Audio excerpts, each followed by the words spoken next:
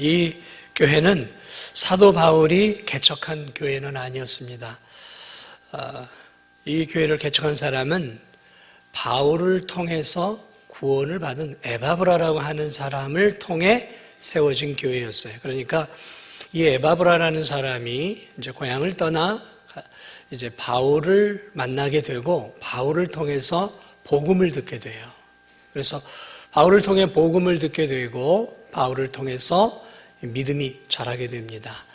그래서 이 사람이 다시 이제 어디로 오게 되냐면 자신의 고향으로 돌아가게 되는데, 마치 우리 진도가 고향인 사람이 도시에서 살다가 진도로 내려온 것처럼 자신의 이 고향인 골로새 지역으로 가서 뭘 하게 되냐면 교회를 개척을 합니다.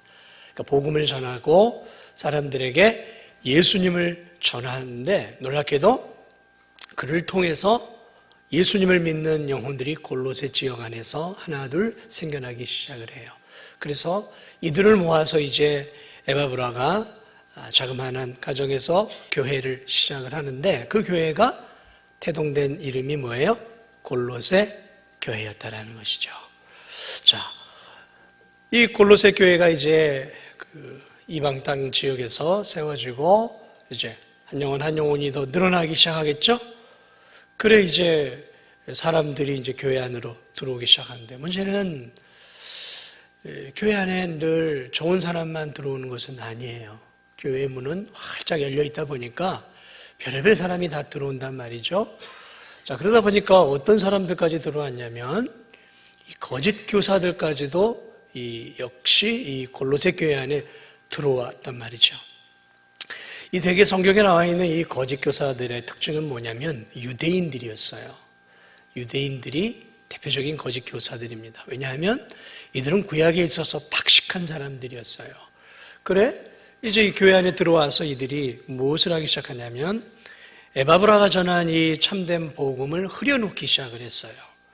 그러면서 교회 안에서 율법도 지켜야 되고 그래야 구원도 얻고 할례도 받아야 되고 또 특별한 날을 정해서 이 날을 귀하게 섬겨야 되고 뭐 이런 식으로 천사도 또 숭배해야 되고, 그러면서 나름 자기들의 그 가르침들을 철학이라는 명목으로 교회 안에 들어와서 가르치다 보니까 이 에바브라라는 사람이 바울처럼 하나님의 이 신령한 지식으로 든든하게 서 있는 사람이 아니었단 말이죠. 그러니까 이 거짓 교사들의 이 가르침들이 밀려 들어오니까 혼자 감당을 못하는 거예요. 아무래도 연약하잖아요. 감당을 못하는 거죠. 거기다가 이 예수님을 믿고 있는 이 성도들이 이 세상 속에 살면서 점점 이 사람들이 예수님을 닮아가고 거룩한 삶을 살아가야 되는데, 시간이 갈수록 이 사람들이 과거에 그 살아왔던 그 삶으로 돌아가기 시작을 하는 거예요. 다시 말하면 예수님을 믿고 거룩한 삶, 죄악된 삶을 끊어내야 하는데 점점 세상을 사랑하고 물질을 따라가고 세상의 쾌락을 따라가면서 점점 이 교인들이 세속화되어져 가는 거예요. 한편으로는 교우들이 안에서 세속화가 되어져 가고, 거짓 교사들이 들어와서 오직 십자가 외에는 구원을 받을 수 없다라는 이 에바브라가 바울을 통해 받은 그 복음이 점점 이렇게 이단들을 통해서 거기에 흔들리는 성도들이 나오고 거기에 넘어가는 성도들이 나오고, 또 바깥에서는 로마 황제가 다스리는 지역이니까 믿는 그리스도인들에 대한 보이지 않는 그런 핍박과 압력, 이런 것들을 에바브라 혼자 감당하기에는 그의 신앙이 그렇게 견고하지 못했어요. 그래 이 에바브라가 어떻게 하겠어요? 이 무너져가는 교회, 세속화되어져 가는 교회, 이렇게 교회가 이단으로 지금 넘어갈 위기에 처한 이 교회를 살리기 위해서 지금 이 에바브라가 취한 방법이 뭐냐면 다시 자신의 스승인 바울을 찾아가요. 그래서 이 바울을 찾아가서 지금 이 골로새 교회를 자기가 이렇게 해서 세웠고, 지금 골로새 교회 안에서 일어나는 여러 가지 어려운 그런 그 신앙의 교회가 직면한 어려움들에 대해서 이 에바브라가 자신의 스승 바울에게 다 이야기를 해요. 그리 바울이 사랑하는 영적 아들, 영적 제자였던 에바브라의 이야기를 다 듣고 골로새 교회의 문제를 파악한 뒤에 이제 이 골로새 교회를 위해서 편지를 써요. 그 편지가 오늘 우리가 읽은, 우리가 익히 알고 있는 이 골로새 편지인 것이죠. 그래서 이제 이 편지가 에바브라 손을 통해서 이제 골로새 교인들에게 전해지게 되어지고, 이것들이 이제 골로새 교인들만 읽는 것이 아니라 당시에 이런 사도가 쓴 편지들은 회람되었어요. 그러니까 옆에 있었던 에베소 교회 성도들도 읽었을 것이고, 그래서 주변 이 초대교회 쪽으로 쭉 두루두루 읽히면서 이것이 이제 하나님의 말씀으로 정경화가 되어지는 이제 과정들을 겪게 되어지는데요. 자, 어쨌든 이 골로새 편지는 바로 이러한 이중 삼중고 속에서 교회가 어려움 가운데서 교회가 다시 한번 세워지도록 하기 위한 그런 에바브라의 그러한 수고와 또 에바브라를 통해 골로새 교회 형편을 한 바울이 거기에 맞는 처방전이죠. 거기에 맞는 그러한 적실한 복음을 적어서 그 교회가 다시 회복되고 다시 영적으로 일어설 수 있도록 그 전투하는 그 교회가 마귀의 손에 빼앗기지 않고 일어설 수 있도록 하나님의 은혜 안에서 성령의 감동으로 이 골로새 교회를 이제 편지를 쭉 쓰게 됩니다. 그래서 1절에 보면 하나님의 뜻으로 말미암아 그리스도 예수의 사도된 바울과 형제 디모데는 골로새에 있는 성도들과 그리스도 안에서 신실한 형제들에게 편지하노니 우리 아버지 하나님으로부터 은혜와 평강이 너희에게 있을지어다. 그래서 이제 바울 특유의 이제 자신의 사도권을 주장하면서 그들에게 이제 은혜와 평강이 있기를 원하는 그러한 이제 인사로 그의 편지의 문을 이제 열기 시작을 하면서 그가 이제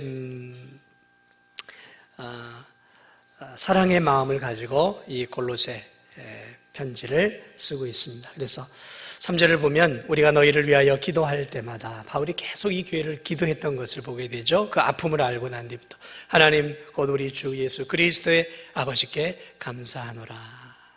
그러면서 이제 먼저 골로새 교회가 복음 안에서 먼저 세워진 부분들에 대해서 먼저 이렇게 감사하고 그들을 격려하고 칭찬하는 이야기들을 먼저 이렇게 해요. 그리고 이제 9절부터 해서 본격적으로 이제 그 문제들에 대한 것들을 이렇게 쭉 다뤄가기 시작을 합니다. 그래서 이제 1장 1절부터 이제 14절까지는 바울이 이제 기본적으로 성도들을 향해 감사하고 하나님께 감사하고 그러한 이제 좋은 부분들을 이제 쭉 이야기를 하고 이제 본격적으로 1장 15절부터 이제 4장 6절까지가 본론인데 여기서 이제 다루고자 하는 내용들이 무엇입니까? 들었던 교회의 문제들을 하나하나 이제 풀어가는 거죠.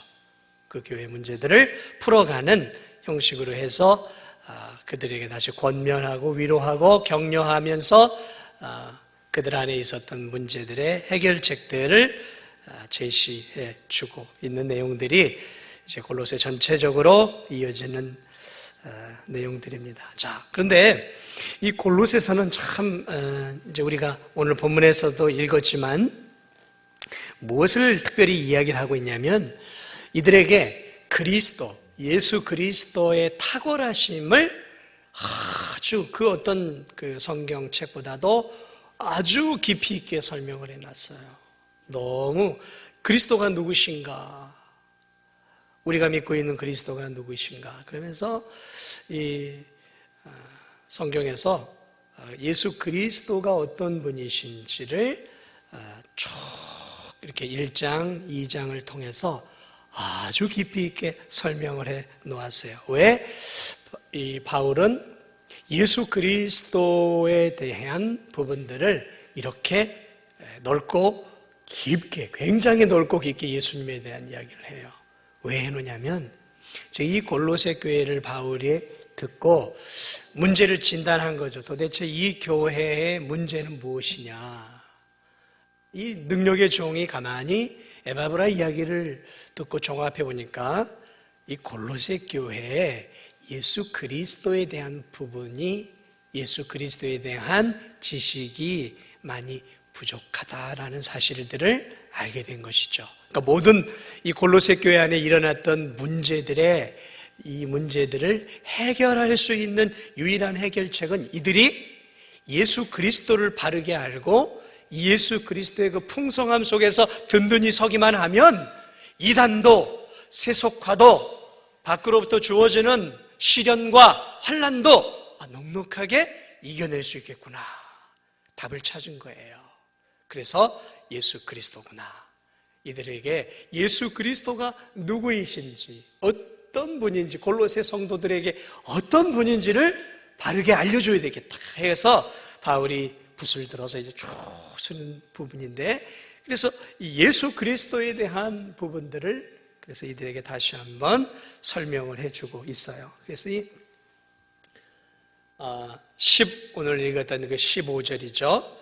15절부터 이 본론이 시작되면서 예수 그리스도가 어떤 분이신가를 이제 설명을 해주고 있죠. 그래서 이 15절을 보면 그는 보이지 아니하는 하나님의 형상이다. 그러니까 이분이 하나님이시다라는 거예요. 너희들이 믿고 있는 예수님은 하늘의 하나님이시다라는 것들을 강조하고 있고, 16, 17절을 한번 보면 모든 만물의 창조주다라는 거예요. 예수님이 저 구약시대에 천지를 말씀으로 6일 동안 창조했던 그 하나님, 삼위일체 하나님의 한 분이 바로 예수 그리스도, 만물의 창조주다.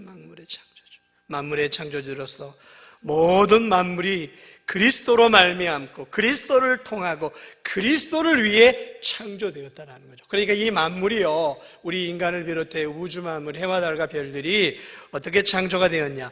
그리스도를 통해 창조가 되었고, 또 그리스도로 말미암고, 또 누구를 위해? 예수 그리스도를 위해서 이 만물이 그리스도를 위해 만들어졌다는 것이죠. 1장 18절은 바로 그 그리스도는 너희 골로새 교회의 머리이다라는 것이죠. 18절을 보세요. 그는 몸인 교회의 머리시라. 그가 근본이시요 죽은 자들 가운데서 먼저 나신 이시니 그는 친히 만물의 으뜸이 되려 하시며. 그러면서 골로새 성도들아, 걱정하지 말아라. 너희들의 그 교회, 너희들의 머리는 누구예요? 예수 그리스도다. 예수 그리스도. 만물의 창조자고 만물을 주관하시고 만물을 움직여 가시는 그 하나님이 너희 교회의 머리란 말이에요. 머리. 뭐가 두렵냐라는 거죠. 그래서 이들을 하여금 다시 한번 믿음의 회복과 담대함을 지금 세워주고 있는 거예요. 근데 그 세워주는 게 세상처럼 힘내 이런 어떤 그냥 위로의 말이 아니라 진짜 힘을 불어넣어 주고 있는 것이죠. 그 지쳐있고 왜곡되어져 가고 변질되어져 가고 세속화되어 가는 그 골로새 교회 성도들을 향해서 너희들의 머리가 예수님 아니냐, 예수님 아니냐 그러면서 그들로 하여금 다시 한번 우리의 거룩하신 주님이 우리의 머리고 우리 교회, 맞아, 우리 교회 중심이시지 라는 것들을 이들에게 지금 다시 한번 각인시켜주고 있는 것들을 우리가 볼 수 있습니다. 19절을 보면 아버지께서 모든 충만으로 예수 안에 거하게 하시고, 그러니까 모든 세상의 모든 충만한 좋은 것들이 누구 안에 있어요? 예수님 안에 있다라는 거예요. 만물의 모든 좋은 것들이 예수님 안에 있고, 그게 뭐예요? 그 충만한 예수님이 너희의 머리이시고, 머리를 통해 온몸에 뭐가 공급이 돼요? 피와 영양분이 공급이 되는 거잖아요. 그래 너희들은 부족함이 없는 자들이다. 능력을 받고 세상을 싸울 힘과 또 세상을 이길 모든 지혜와 이 모든 충만한 모든 좋은 것들이 누구를 통해 오는 거예요?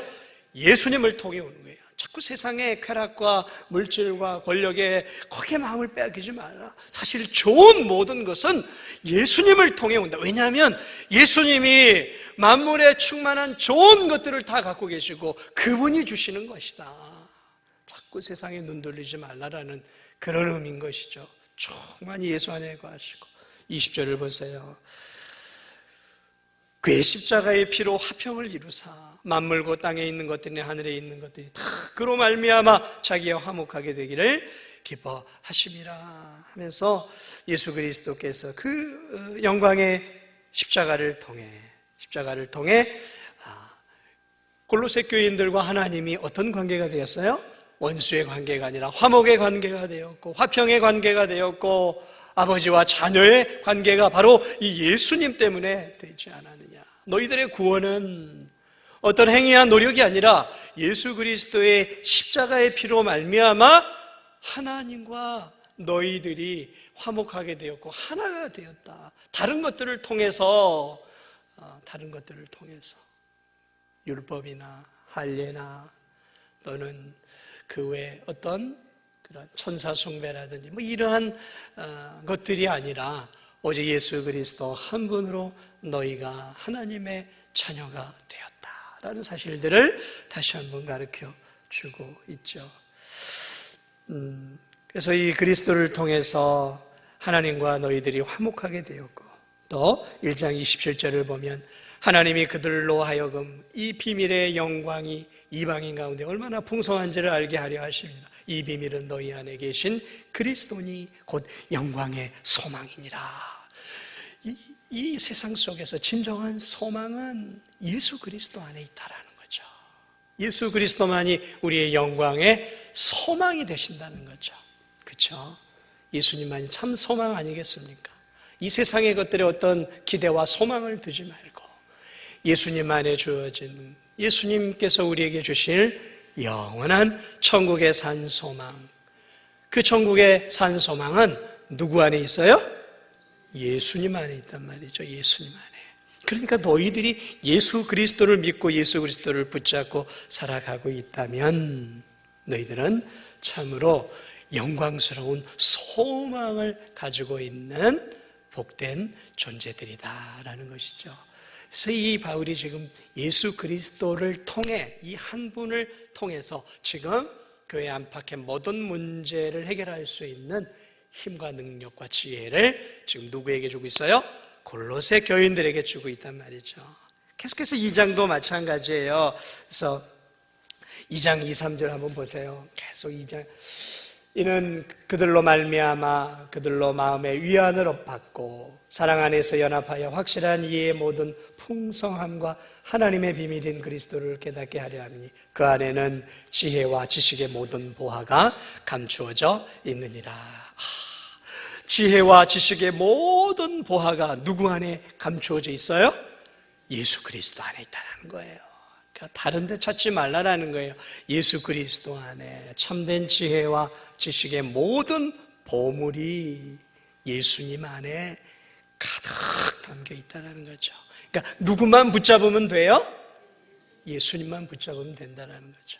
하나님의 아들이시여 만물의 창조자여 만물을 주관하시는 분이요 우리의 구속자가 되어주신 이 예수 그리스도 하나님 아버지께서 그리스도 안에 만물의 모든 충만한 것을 예수 그리스도에게 주셨기 때문에 그 예수 그리스도를 붙잡고 그 예수 그리스도를 소유한 자는 만물의 충만함과 지혜와 모든 지식의 보화를 함께 갖고 있는 자들이 되는 것이죠.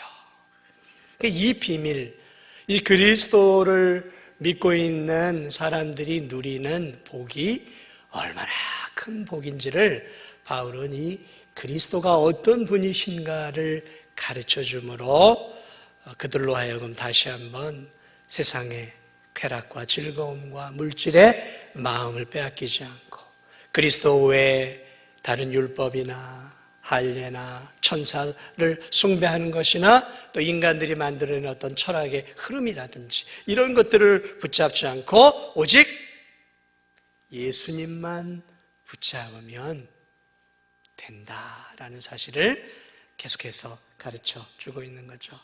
2장 9절도 마찬가지예요. 2장 9절도 그 안에는 신성의 모든 충만이 육체로 그 안에, 신성의 모든 충만, 다시 말하면 이것을 에베소서로 표현하면 하늘에 속한 신령한 복이, 모든 신령한 복이 다 누구 안에 있어요? 예수님 안에 있다는 거예요. 그러니까 예수님만 믿으면 하늘에 속한 말할 수 없는 그 신령한 복이 너희들의 것이다 라는 그 표현이죠. 10절을 보면 그리스도는, 2장 10절을 보면 너희도 그 안에서 충만해졌으니 그는 모든 통치자와 권세의 머리시라. 모든 통치자와 권세의 머리시다. 이 뭐예요? 온 우주 만물을 다스리시는 통치자가 예수 그리스도시다라는 거죠. 천사들을 다스리고 마귀들을 장악하고 계시고 온 우주를 지금도 지탱하고 계시고 우주 만물이 지금도 은혜 가운데 이렇게 움직여 갈 수 있도록 지금도 이 모든 우주를 친히 그분의 손 안에서 섭리하고 인도하고 계시는 분이 예수 그리스도시다라는 것이죠. 얼마나 영광스러운 진리입니까? 그래서 이 골로새서는 예수 그리스도가 누구신가? 이거를 집중적으로 아주 이게 이제 깊이 있게 다루고 있는 것들을 바라보게 됩니다. 자, 왜요? 예수 그리스도를 바르게 알지 못하면 어떤 현상이 일어나는 거예요? 예수 그리스도를 바르게 알지 못하면 이 골로새 교회처럼 세 가지 문제에 노출되게 되어지는 거예요. 하나는 이 부요하신 예수 그리스도를 제대로 알지 못하면 그리스도 안에서 주어지는 만족과 기쁨보다는 자꾸 세상 것의 만족을 찾고 세상 것에서 기쁨을 찾게 되어 있어요. 이 세상 사람들은 세상의 것들로 만족을 하려고 하잖아요. 그런데 그리스도인은 그러면 안 되거든요. 왜냐하면 이 그리스도를 바르게 알아갈 때 이 그리스도 안에 주어진 이 신령한 놀라운 복들이 다 내 것이 되어졌음에도 불구하고 자꾸 세상 것을 찾는 것은 아직 그리스도를 잘 모르기 때문에 그러는 거예요. 그것을 피부로 가슴 깊이 누리고 있지 못하기 때문에 자꾸 세상에 눈을 돌리고 뭐 좀 내 마음을 만족시켜 줄 수 있는 뭐 좋은 게 없나, 뭐 좀 나를 좀 기쁘게 해줄 수 있는 뭐 좋은 게 없나, 그러면서 자꾸 세상에 눈을 기울이는 거예요. 여기 저기 기웃거리는 것이죠. 사랑하는 여러분, 여러분이 예수 그리스도보다 더 마음을 쏟고 더 좋아하는 것들이 있는가를 한번 살펴보세요. 말은 예수님이 최고야, 말은 예수님만으로 충분해, 예수님만으로 충분해 하면서도 아직도 이 마음 안에는 공허한 마음이 있어서 예수님 외의 것들로 자꾸 채우려고 세상 여기저기 기웃거리고 있다면 그것처럼 참 볼품없는 그러한 성도가 없는 것이죠.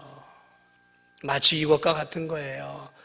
신부가 나는 내 신랑으로 충분해, 내 신랑이 내 필요를 다 채워줘, 말은 이렇게 하면서 내 신랑 말고 또 더 내 마음 채워줄 그러한 남자 없나 하고 여기저기 기웃거리고 있는 그러한 신부. 여러분, 만약에 그러한 신부가 있다고 생각해 보세요. 능력 있고 모든 것들을 채워주는 신랑이 있음에도 여기서 만족을 못 느끼고 이 신랑을 제대로 알지 못한 채 기웃기웃 딴 남자들을 기웃기웃거리면서 거기서 뭔가 얻어보려고 이 남자 저 남자 추파를 던지는 여자, 여러분 그 여자를 어떻게 생각하겠습니까? 창녀죠. 그게 창녀예요. 우리가 그래서는 안 된다는 거예요. 우리가 그게 영적 간음이라고 하는 거예요. 예수님 한 분 안에서, 내 사랑하는 신랑 안에서 내가 만족을 누리고 아름다운 가정을 꾸려가야 되는 것처럼 예수 그리스도 한 분 안에서 내 삶의 집이 지어져 갈 수 있어야 이것이 하나님이 원하시는 아름다운 삶인 것이죠. 그러므로 오늘 우리가 그리스도를 분명하게 배우고 알아가야 할 이유는 세상의 마음을 빼앗기지 않기 위해서 반드시 필요한 것이고, 또 하나는 교회 안에 들어오는 교묘한 철학과 세상의 사조와 교묘한 그러한 그 세상에 물들은 신학들, 다시 말하면 번영신학, 잘 돼야 된다나, 또 잘 되는 것이 그것이 하나님이 원하시는 것이야 라는 이 고지론이라는 게 있어요.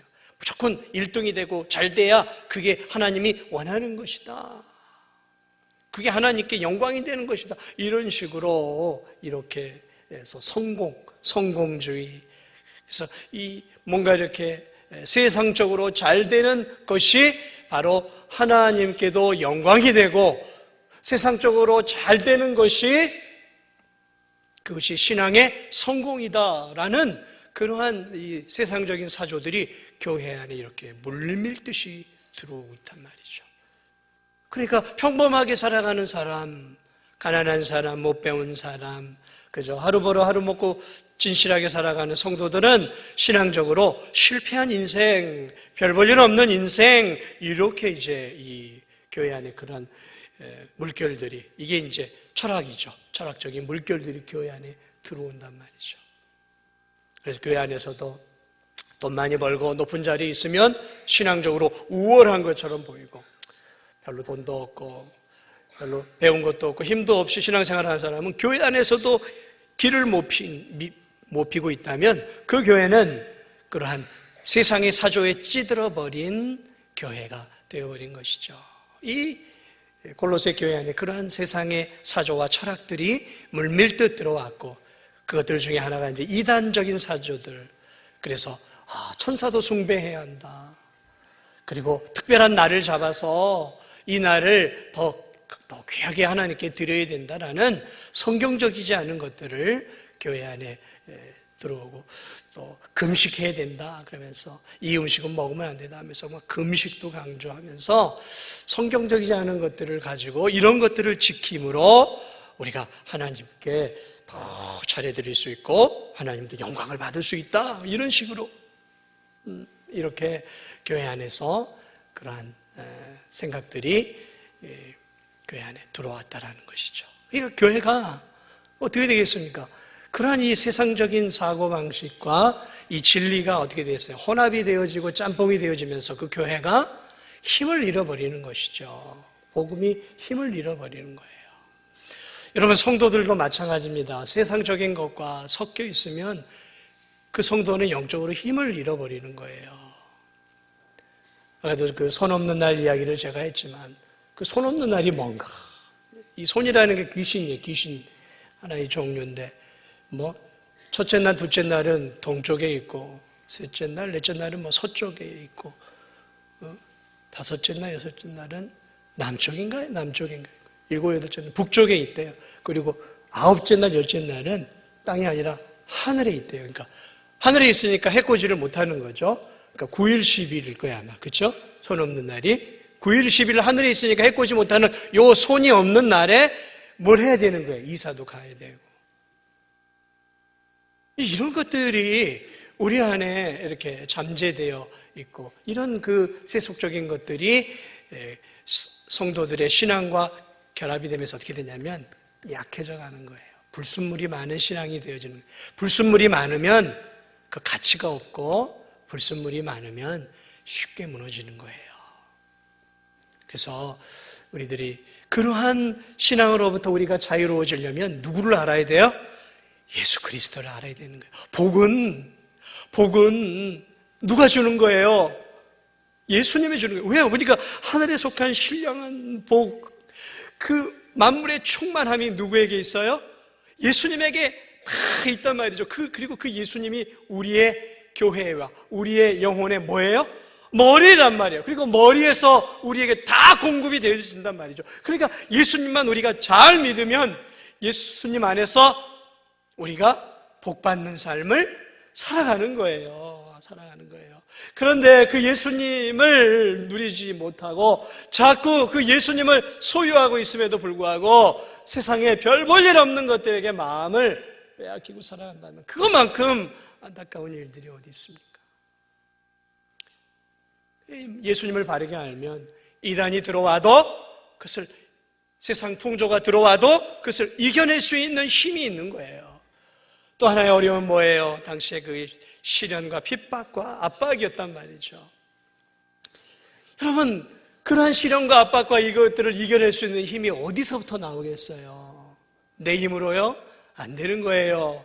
어려운 시련과 고난을 이길 수 있는 힘도 누가 주시는 거예요? 우리 예수님이 주시는 거란 말이죠. 그러므로 예수 그리스도를 바르게 알고 예수 그리스도를 바르게 붙잡을 때 우리는 시련이든 시험이든 환난이든 또 안팎에 들어오는 세상 사조와 철학과 그러한 이단의 물결이든 또는 쾌락의 물결이든 번영의 물결이든 이런 모든 것들을 우리가 견뎌내고 이겨낼 수 있다는 것이죠. 예수님을 아셔야 돼요.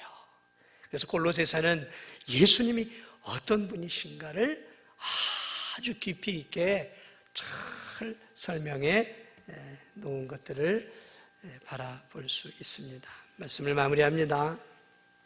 어쨌든 이 골로새서는 바로 우리로 하여금 이제 너희가 그러한 예수 그리스도와 연합된 교인이 되었으니까 이제 3장 중반절부터 4장까지는 뭐예요? 이제 어떻게 살아야 되겠느냐라는 거죠. 어떻게 살아야 되겠느냐? 어떻게 살아야 되겠느냐? 3장 1절만 읽어볼게요. 그러므로 너희가 그리스도와 함께 다시 살리심을 받았으면 이제 위의 것을 찾으라. 거기에는 그리스도께서 하나님 우편에 앉아 계시느냐. 위의 것을 생각하고 땅의 것을 생각하지 말라. 그러면서 뭘 얘기하고 있어요? 이젠 저 영원한 하나님 나라를 바라보고 더 고상한 가치를 가지고 이 땅에서 믿음으로 살라라는 거죠. 이 세상의 것에 빠져서 세상 것 그리고 죄를 짓고 부도덕하게 살면서 이 세상 사람들과 똑같은 삶을 살지 말고 땅의 것을 생각하고 땅의 것을 추구하는 인생이 아니라 이제는 우리는 하늘에 속한 신령한 하나님의 자녀가 되었으니까 좀 더 하나님 자녀답게 거룩하고 경건하고 죄짓지 않고 진실하게 하나님의 자녀답게 이젠 위의 것을 추구하는 그런 복된 인생이 되어야 되지 않겠느냐. 그러면서 이제 이 3장으로부터는 우리가 이 그리스도와 연합된 우리가 이 땅에서 어떻게 살아야 되겠느냐, 이렇게 살아야 되냐. 이젠 우리가 감사하면서 하나님 기뻐하는 믿음의 삶, 거룩한 삶 살아야 되지 않겠느냐. 어떻게 세상 사람하고 똑같이 살아가느냐. 그러면서 우리로 하여금 그렇게 하나님 자녀답게 살아야 됨을 강조하고 있어요. 교회는 두 가지입니다. 하나는 전투하는 교회가 있고요. 하나는 승리하는 교회가 있습니다. 이게 이제 기본적으로 우리 교회를 바라보는 시각이에요. 하나는 전투하는 교회고 하나는 어떤 교회예요? 승리하는 교회. 근데 전투하는 교회는 이 땅의 교회고요. 승리하는 교회는 이제 이 땅의 전투가 끝나 올라간 성도들이 누리는 승리하는 거예요. 거기는 이제 승리만 있는 거죠. 천국이죠. 교회가 뭐예요? 우리들이에요, 우리들. 그러니까 이 땅은 아직 승리를 완전히 이룬 교회는 아니에요. 승리를 향해, 천성을 향해 가는 전투하는 교회예요. 전투하는 교회. 싸우는 교회라는 거죠. 존 버년이 쓴 책 가운데 거룩한 전쟁이라는 책이 있죠. 거룩한 전쟁. 이게 뭐예요? 싸워가는 거라는 거죠.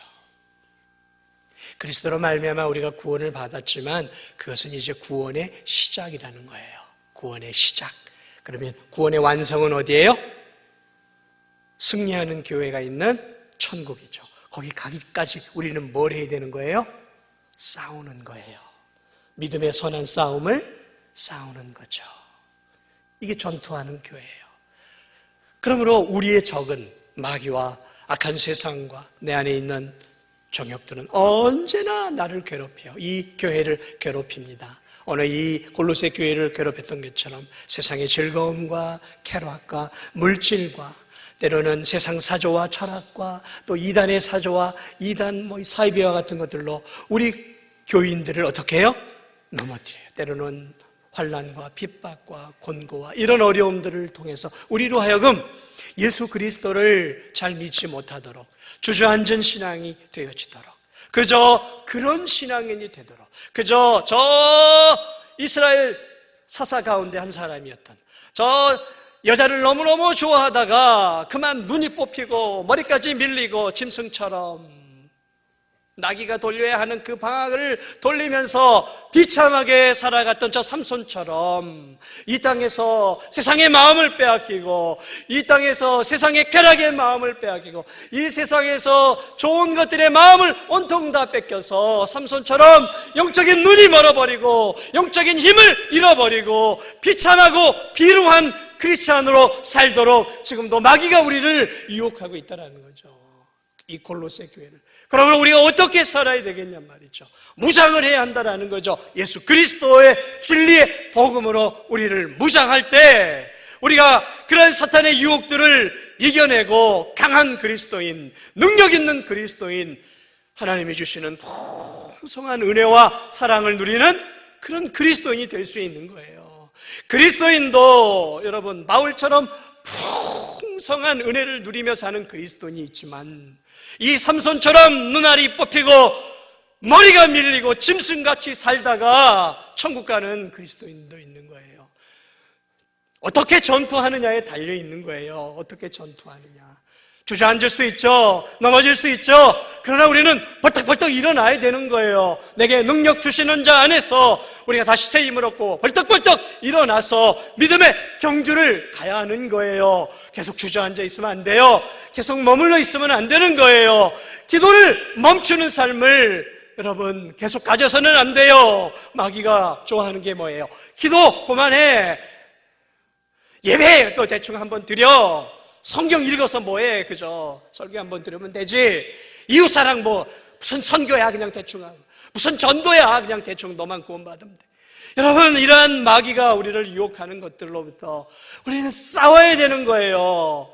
안주해서는 안 되는 것이죠. 믿음의 삶은 저절로 되는 게 아니에요. 싸우는 거예요. 싸우는 거예요.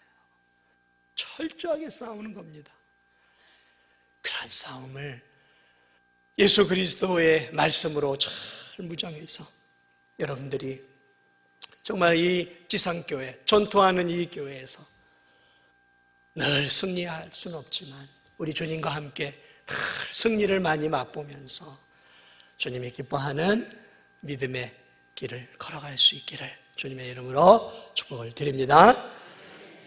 우리 찬양 드리겠습니다. 85장 우리 하나님 앞에 찬양 드립니다.